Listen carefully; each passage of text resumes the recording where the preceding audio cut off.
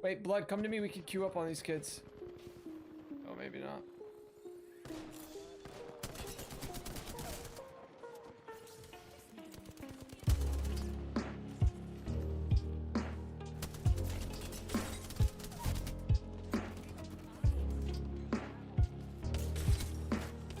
Get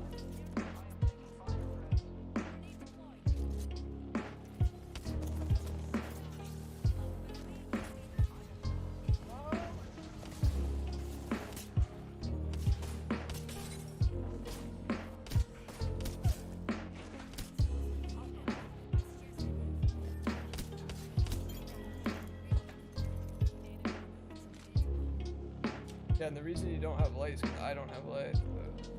No light. B.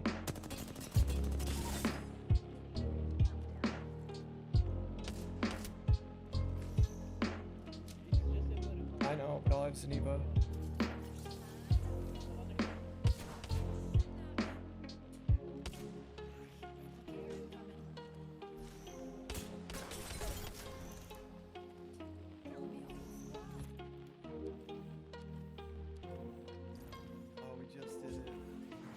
Yo, what up everyone? Welcome back to another video. Now in today's video, I'm going to be talking about how you can bridge the gap from Diamond and reach Masters rank in Apex Legends Season 8. Now a lot of people always ask me about how to get into Masters, and now I finally got a guide for you on how to do it. Now back in Season 5, I hit Masters, and then I kind of stopped playing ranked as much. I just kind of would get to Diamond and just call it there. But due to the terrible LTM that Apex came out with this past week, this weekend, I was like, you know what? I'm going to play rank. Now, I started in Diamond 4, and by Sunday night, I reached Masters. So it only took me about 2 days of playing to get there. So in this video, I'm going to cover a ton of tips on how you can do it solo. Now, this tip that really made me get the most amount of RP is something that any player can apply to any ranked level.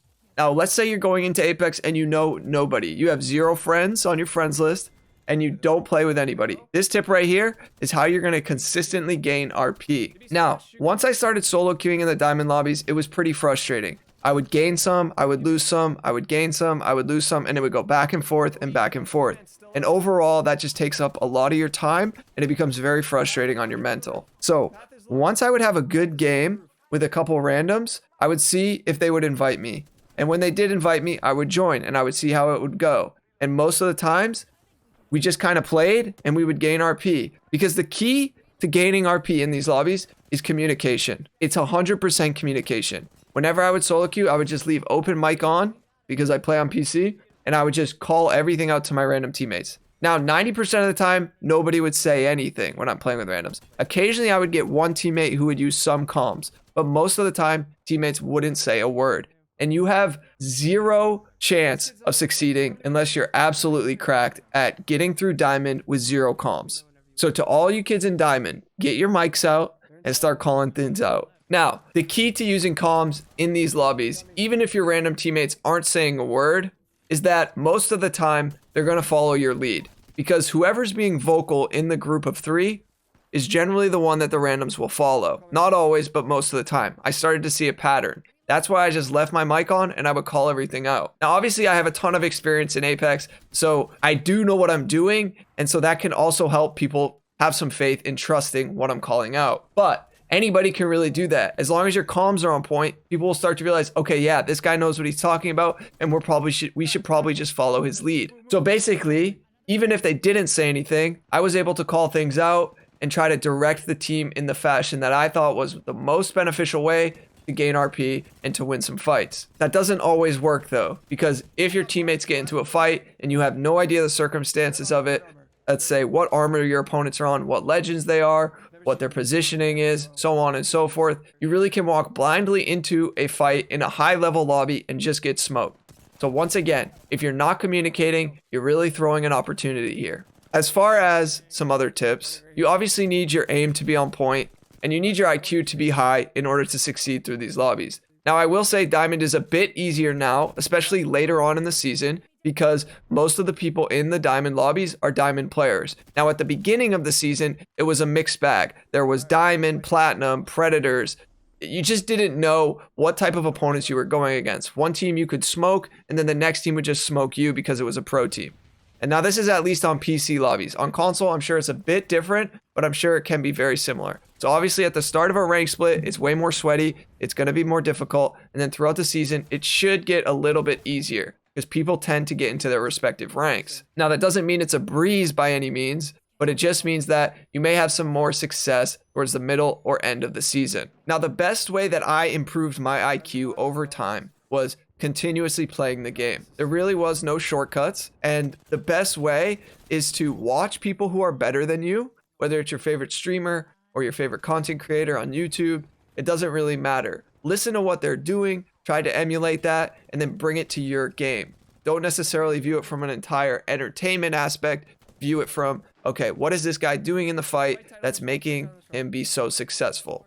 Those are the things that I picked up on and tried to emulate, and over time I improved my game tenfold. As well as practicing your aim, there are a ton of drills. You can go into the firing range, learn recoil patterns, learn what the guns feel like, learn the meta of the weapons, and learn what guns you should look for in every single ranked game. Now, the guns I would tend to go for were R301, Spitfire, EVA 8, Flatline, and if I was going to run range, I would grab a charge rifle, just because it is the best sniper rifle, and Kings Canyon has a ton of open area. And although it's a very cheesy weapon, hey, at the end of the day, people are still playing Revenant Octane, so I'll grab that charge rifle. I don't really care. Now, the reason that I started grouping up with randoms that invited me afterwards, after we found success, was because a lot of people always comment on my solo queue videos where it's like, no, I have nobody to play with. So I went into this experience pretending I had nobody to play with, and then I just met people through the game, which is entirely something you can do as well. And for the people who want to completely do this solo, I just got to warn you, most of the players can't do this. And if they do, it does take them a good amount of time. It's like gambling. You're going to gain a ton and then lose a ton, and it's going to be really tough on the mental. So I just recommend, if you have the opportunity to, continue playing with people you find success with. As far as strategies go,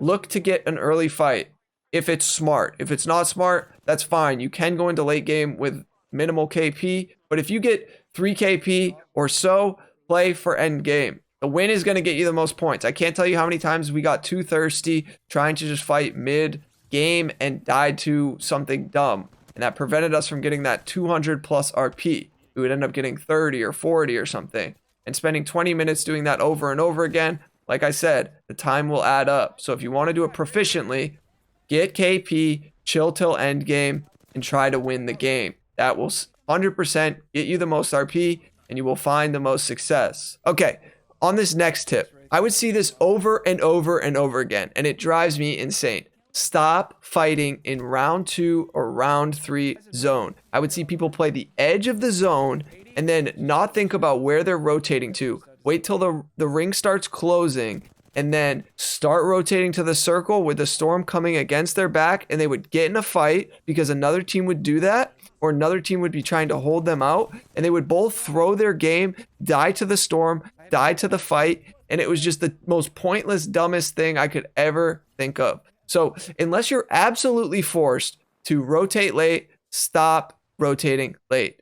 The second zone and the third zone are nothing to really play around with. Yes, you can get a syringe off in round 2 if you get knocked, but it's still detrimental because people think they can rotate late, but what they always fail to consider is if we're going to play in the storm, we don't consider that if a team is playing the edge, because for some reason everybody plays edge on Kings Canyon, you're going to get held out. And what happens if you can't really move anywhere because you're still in the storm and the one team that's holding you out is right on the edge of the circle? You're going to run out of heals, you're going to feel pressure from the storm, and you're going to die. So stop rotating late and get into the circle. Everybody plays edge on Kings Canyon. It doesn't really make sense, but that's kind of how it goes. So I'm not necessarily saying sit in the center of the circle at the best real estate available if you can't hold it, because if there's a good amount of teams left, that spot can get aped pretty quickly because everybody wants that spot. But for God's sake, just play in the circle. I mean, stop dying to the storm to throw your game to try to grief another team.